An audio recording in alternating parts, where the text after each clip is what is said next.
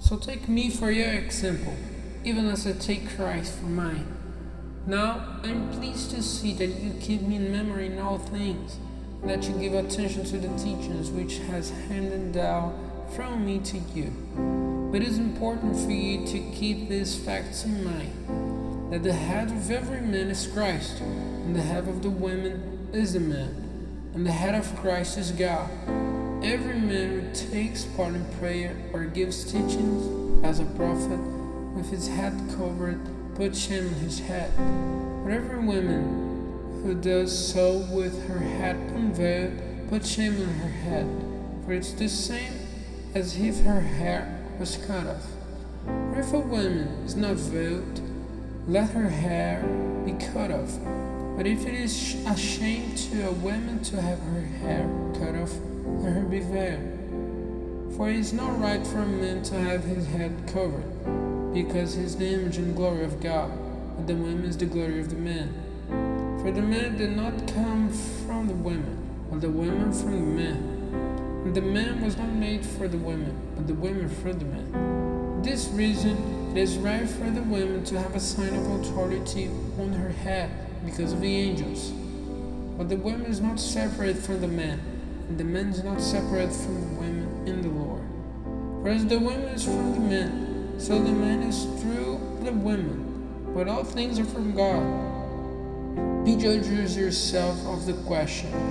Does it seem right for a woman to take part in prayer and veil? Does it not seem natural to you that if a man has a long hair, it is a cause of shame to him? But if a woman has long hair, it is a glory to her, for her hair is given to her for a covering. But if any man will not be ruled in this question, this is not our way of doing things, and it is not done in the churches of God. But in giving you this order, there is one thing about which I am not pleased. It is that when you come together, it is not for the better, but for the worse. For first of all, it has come to my ears that when you come together in the church, there are divisions among you, and I take the statement to be true in part. For divisions are necessary among you, in order that those who have God's approval may be clearly seen among you. But now, when you come together, it is not possible to take the holy meal of the Lord.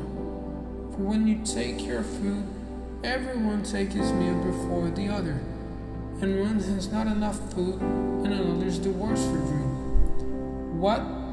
Have you not houses to take your meals in? Or have you no respect for the church of God, putting the poor to shame? What am I to say to you? Am I to give you praise? Certainly not. For it was handed down to me from the Lord, as I gave it to you, that the Lord Jesus, on the night when Judas was false to him, took bread, and when it had been broken with an act of praise, he said, "This is my body, which is for you. Do this in memory of me." In the same way, with the cup after the meal, he said, "This cup is the New Testament in my blood. Do this whenever you take it in memory of me. For whenever you take the bread and the cup, you give witness to the Lord's death till he comes. If then anyone takes the bread or the cup of the Lord in the wrong spirit, he'll be responsible for the body and blood of the Lord. But let no man take of the bread and the cup without testing himself.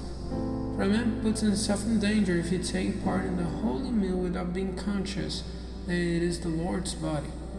For this cause a number of you are feeble in you, and a number are dead. But if we were true judges of ourselves, punishment would not come on us. But if punishment does come, it is sent by the Lord, so that we may be saved when the world is judged.